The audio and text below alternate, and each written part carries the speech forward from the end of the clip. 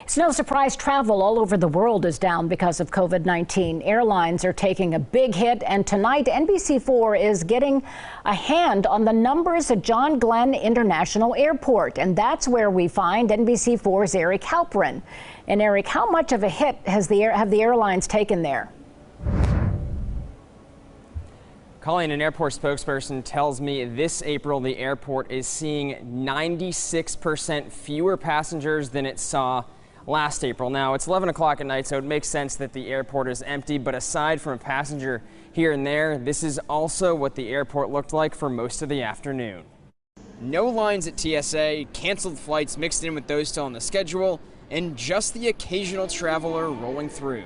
There's basically no one here. Very quiet, very few people moving around. Mark Haston was in Columbus on a business trip. He says the other airports he's been at have also looked like John Glenn International. This is very odd. Makes this a very weird feeling.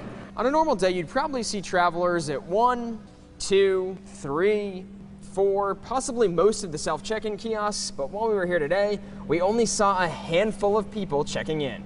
We've been looking at about 96% reduction in air travel compared to this time last year. According to Columbus Regional Airport Authority spokesperson Sarah McQuaid, right now there are only 35 to 45 flights a day compared to 150 a day at this time last year.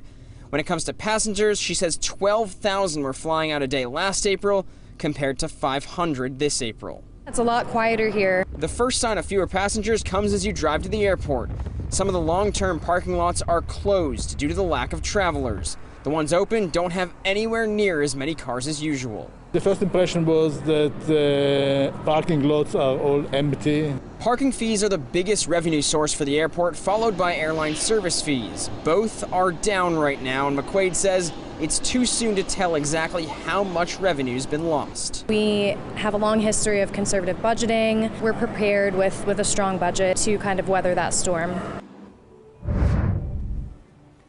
And the airport is also getting some federal help for things like operating costs. A total of about $34 million is going to John Glenn, Rickenbacker, and Bolton Airfield, with most of that money coming here to John Glenn. Live and local for you in Columbus, I'm Eric Halperin, NBC4. Eric, thanks to you and all your clones. But it's another type of trauma.